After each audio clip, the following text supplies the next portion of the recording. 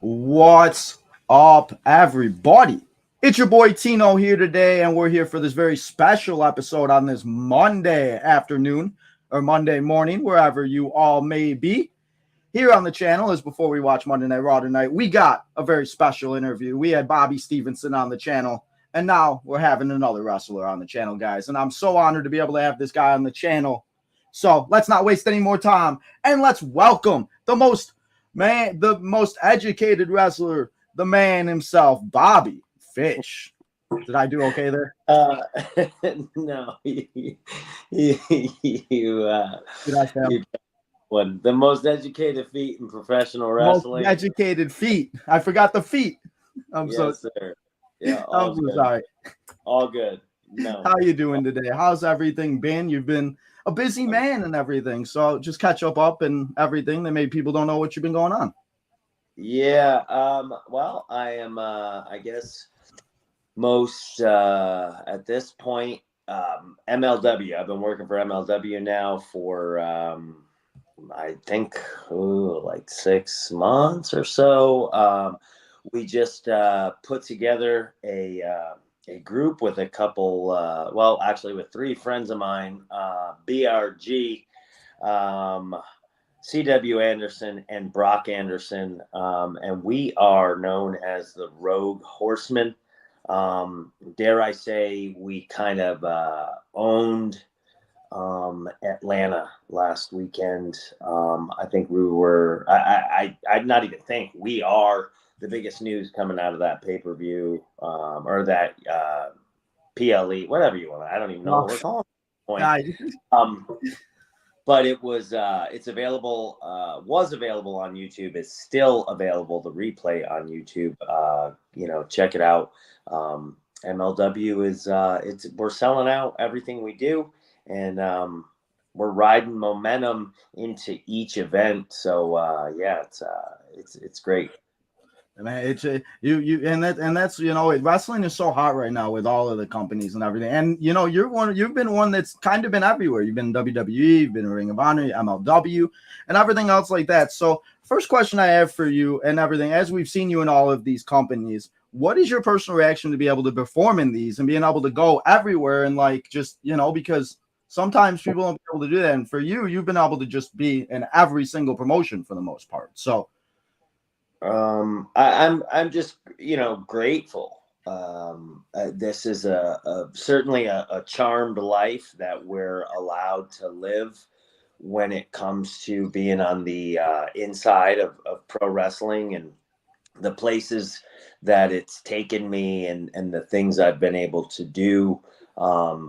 Not to roll out a laundry list, but going to Japan was something I don't know if the child me would have ever anticipated. So to say that I've been there, I don't know, like 80 times now, and never paid my way to go there is just kind of insane to the 10-year-old me to think that happened. And then I think anybody would mention like the performing in front of sold out arenas that are packed with just that much energy. The Tokyo Dome shows come to mind as ones that stick out. But then also like those takeovers when we were with NXT, I feel like we were just checking all the boxes, and there was a vibration in those buildings that was palpable and hard to deny. So yeah, just highlights. I mean, you've had so many highlights, and as you talked about NXT and the takeovers back then, man, were just, they felt different, and just like even just like we were talking before, like about like watching them live and that stuff, like you asked me, and like I remember watching like when it first started and everything else with like the black and gold, and it was so cool to just see like everything that you guys were doing and how far it like just with it was just so cool to see. So do you have any stories that you talked about, like the Tokyo Dome or anything else like that, maybe from like New Japan Pro Wrestling or something that maybe you'd like to tell us that you have that maybe like would be like, that you maybe you haven't said or anything, or maybe you have said before that just is something that like you just can never forget and that. Yeah, I mean, we've had some, really amazing tours for New Japan. I had really amazing times working for Pro Wrestling Noah previous to that, when I was still very young in my career in pro wrestling, and Noah was actually the first time that I thought to myself, like, wow, I could maybe make a living, doing this. So I remember those times fondly. I was fortunate enough to work with like the late Bison Smith. He and I became pretty good friends over those years. So I really he's one of the guys I still I miss to this day. Then the run in New Japan, it was really cool for me because Kyle O'Reilly had not been to Japan previous to when New Japan started to bring us over. And Kyle is easily one of my best friends in the industry and one of my best friends just overall. And so to have the opportunity to be in a team with him, to go over there for what would be his first time, and then the ones that came after it, and working with Matt and Nick Jackson, and working with um, Trent Beretta and Rocky Romero, and all these guys that you grow somewhat close to, not even somewhat, you grow very close to when you're that far away from home, and you're doing something that you love. So, like I said, I mean, it's just nothing but gratitude.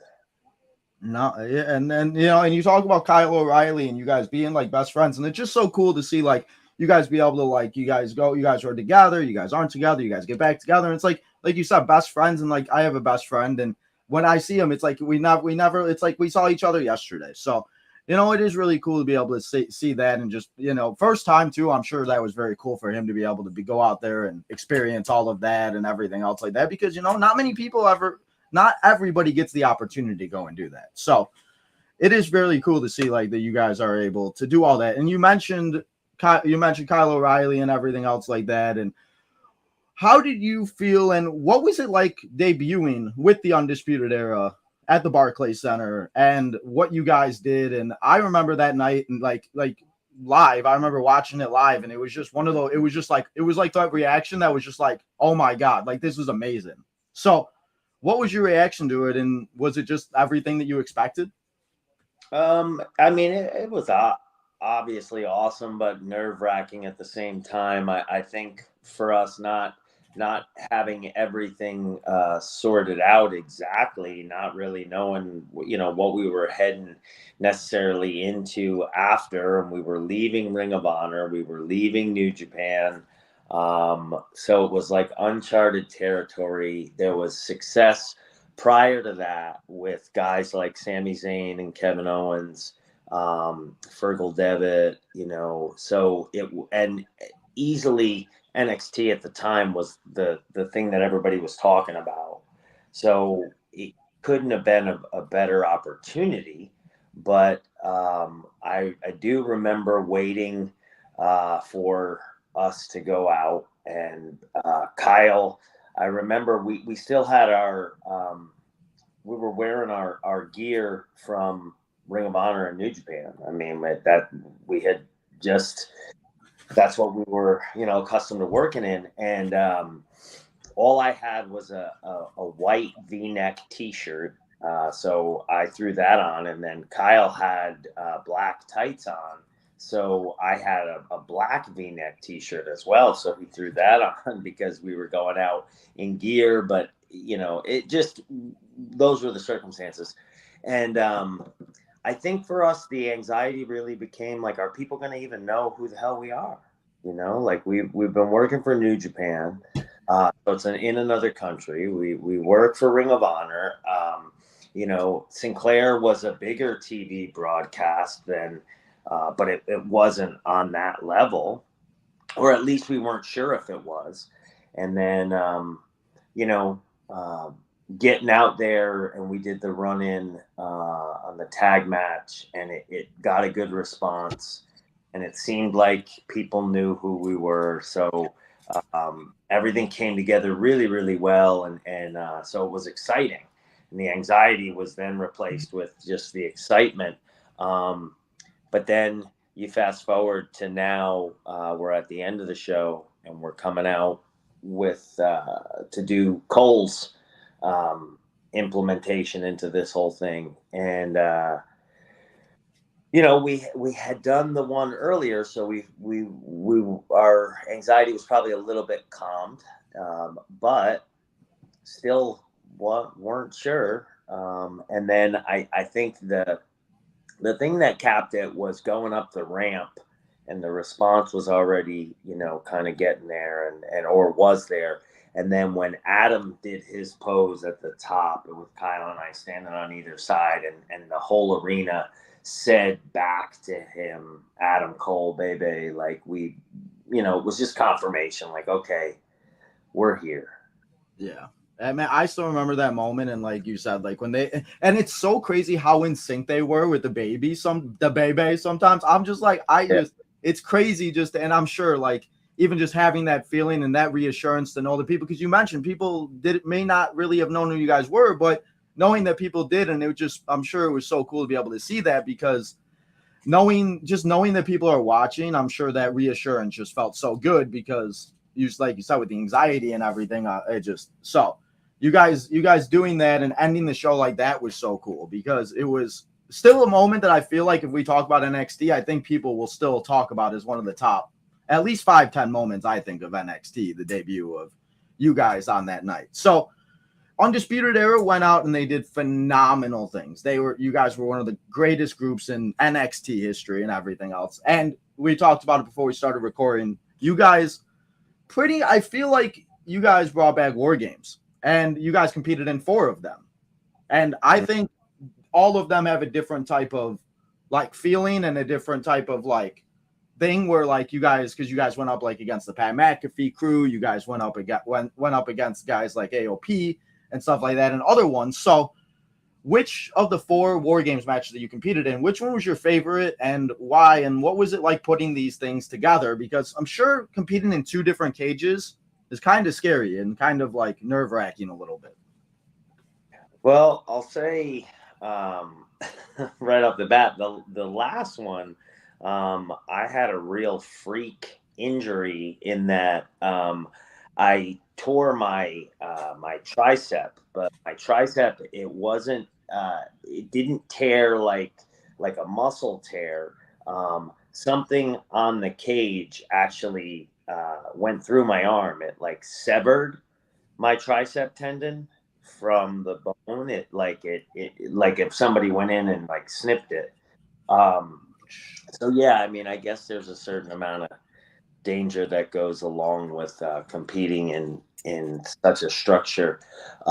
If I had to pick a favorite, I really enjoyed all of them, but I would probably say number 2, the one against the Viking Raiders, Ricochet. I don't remember exactly everyone, but it was one that like I think we had already done the first one, so we kind of had a little bit of an idea, and we were really able to kind of be super creative with stuff. And there was still this like uncharted territory excitement that surrounded it, because it was only going to be the second one of this modern era.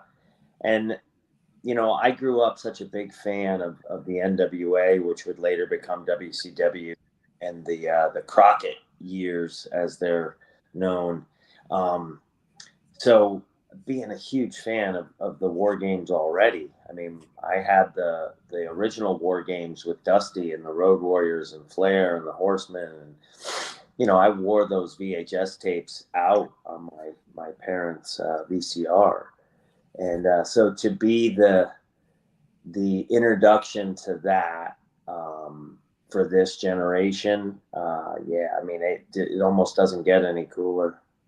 Yeah, and you talk about that. I feel like sometimes, like there's a whole new generation of wrestling fans that, you know, sometimes maybe they don't know about the past. And there's people that I know I've talked to, are like my friends, that didn't know like there was War Games before that. So like that you mentioned like Dusty and stuff, and the fact that it goes all the way back then, and that you like the VHS tapes is even so cool to think about, like you were able to watch them. And that's, you know, because you just go on Peacock now and be able to watch all of them if you wanted to. And they have a little section for it for all the War Games matches. So it's just so cool to be able to see that and see, you know, and I will say that the fourth one, and because I recently just did watch that, that was probably one of the craziest ones, just because some of the stuff that McAfee did in that was just, he's something else, that guy. So I just, you know, he's of one, man. And he's a triple threat, 5-tool player, whatever you want to call it. I mean, the guy is just, he's great. I mean, he's such a talented human being. So, hats off to Pat McAfee. I know, man. Shout out to Pat McAfee. So we were talking about Dusty, and you talked about this and that, and you know, you were trained by one of the greatest of all times in Harley Race. So what was it like to be trained by him, and what was it? Was there something that maybe he taught you that you still use today? Is there stuff that maybe, you know, like what did Harley Race teach you that, you know, was just, because maybe a lot of people don't know about Harley Race. So it's a little bit of a misperception, because Harley was actually who helped me get over to Japan for the first time. My actual trainer, like the person that trained me, was Tony DeVito, who wrestled in ECW. He would go on to be part of the Carnage crew in Ring of Honor, the early Ring of Honor. He was one of the Baldies in Paul Heyman's ECW. And he's the one responsible for like training me how to wrestle, basics, learning how to bump and all that stuff. And then even, you know, beyond that, Harley, I kind of got like a master's class with Harley, as incredible of a mind as he had for the industry, and coming up in a time when like this was how they were feeding their families. He really was, like I said, a master's class.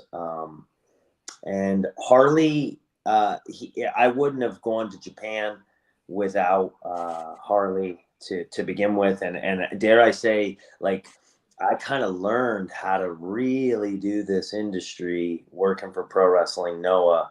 So without Harley's involvement there at my career, I'm not sure where it goes.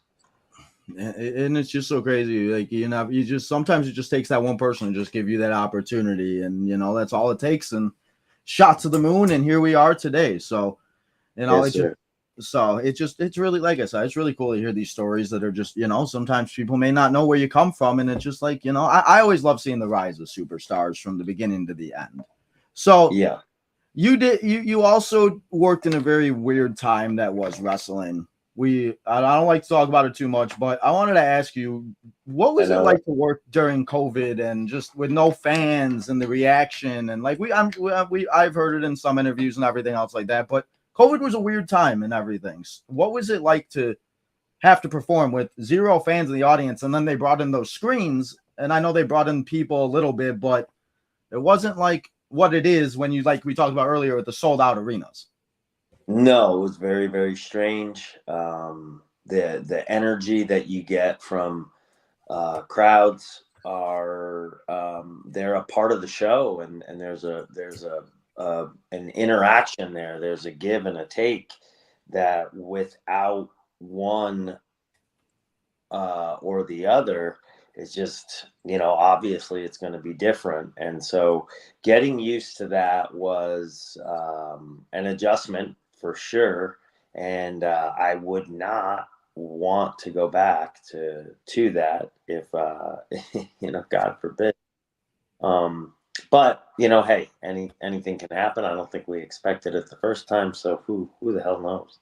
I mean, yeah, I hope we never have to go back to that. It was a weird time, but you know what I mean? Like with everything going on, I think you guys did a great job at just giving us that escape for a few hours a week, that it was just able to be able to like forget about the craziness that was going on in the world. And like I said, hopefully we never have to go through anything like that ever again, because it's crazy to think how fast that has been and everything else like that. So It's man, I don't know. COVID was crazy. But what was your reaction to being able to carry stuff over in different promotions? Because you were able to be, and you've been able to be yourself and be able to be the guy, what was it like to be able to do that in WWE, Ring of Honor, AEW, MLW, just being able to use all your stuff? Because sometimes you're really not able to, and we've seen in the past, we've seen recently that superstars are now able to, depending on wherever they're at.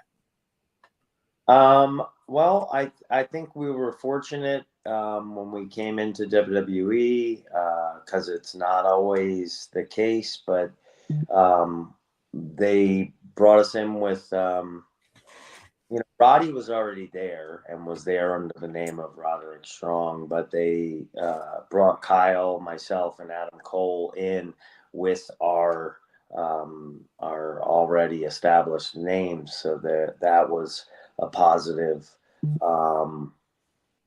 And then being able to carry over, like Kyle and I think we thought that we might come in as a tag team, but we weren't really sure. When Hunter let us know that he was going to, make us a trio, we were, kind of waiting for somebody to come and let us know it was a rib, because if we had it our way, that's exactly how we would have asked to come in, but we didn't think that was an option. And looking back now, I realize, like, after the War Games and everything, like I have a feeling that, I don't know, we might have been handpicked to be that group, the group that Hunter was very calculated in the way that he booked NXT Black and Gold. And I don't know. I mean, things that you might look at and wonder, like, oh, was that a happy accident? Like, not likely. So I don't know. Again, above my pay grade to divulge, but it seems to me like that was an idea, and we were picked to be that, and I can't.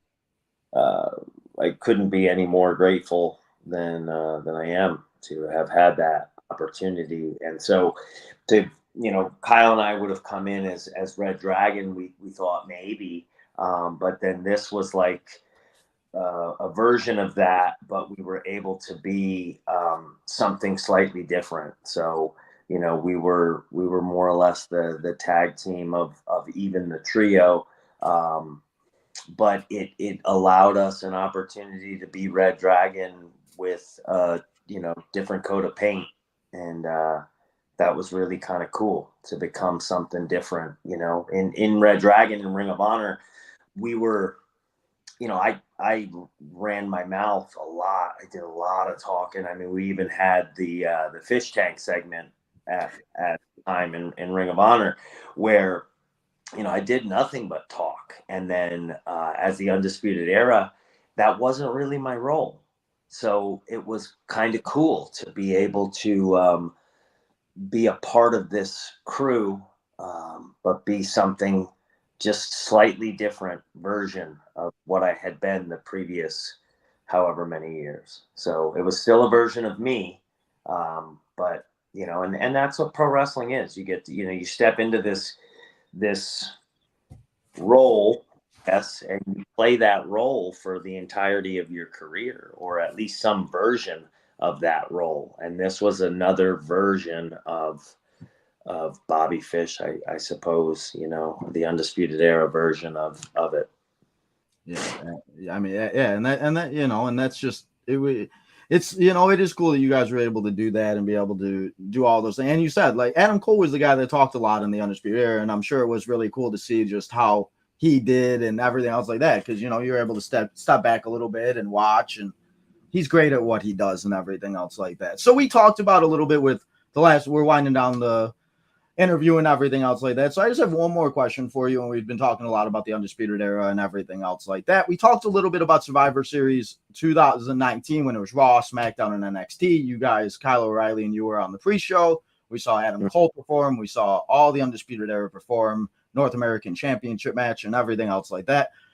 what was your personal reaction to not being called up to the main roster, and what do you think the Undisputed Era would have been able to accomplish on Raw or SmackDown? And do you think they could have been like one of, I mean, NXT is Undisputed Era. Do you think you guys could have done the same thing on Raw or SmackDown?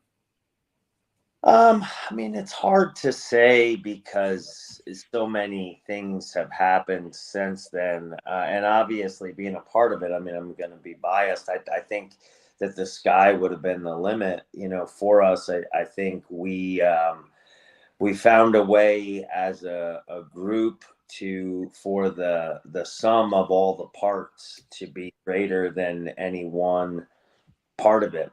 And I think that that's the whole essence behind a successful group or faction or whatever you want to call it. And I think fans love to dissect every part of it, and it's their right to dissect it. But I think sometimes appreciating it just for what it was or what it is the best way to receive it. And I think we would have done great things. I think COVID really made for kind of a weird transition of things. I think in respect to the booking and whatnot with WWE at the time, nobody knew what end was up. I mean, it got pretty crazy there. And so it just kind of ended up being what it ended up being. I think now, you've still got people that remember the times fondly. And it's for them to debate how we would have done or how we wouldn't have done. And that's kind of cool. It's you never know, you never say never. So who knows? But it's even if it just is what it is and never changes beyond this point, I'm grateful. I will forever be indebted to the people along for that ride that put it all together. I mean, Hunter put us together as the Undisputed Era, but there was another Hunter prior to that Hunter Johnston in Ring of Honor that put Kyle and I together as a tag team. I mean, we'd known each other for years, but never went that route. So I have a couple pretty important Hunters in my professional career that I am forever grateful to. And yeah, I mean, you never say never. That's exactly, and anything can happen, and you just really never know. So, Bobby, I want to say thank you for coming here and chatting here with me for a little bit and talking about everything. I hope people learn some things and everything else like that. So, you want to let us know before you go, maybe where we can find you, what you got going on in the upcoming months, where, what does Bobby Fish got coming up that we all need to look forward to in the future? Well, you can go to bobbyfishapparel.com. That's where all of my merch is.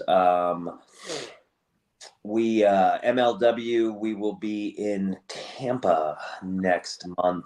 I'm blanking on the date, maybe the 5th, maybe October 5th, I want to say, or October 4th, I believe. Okay.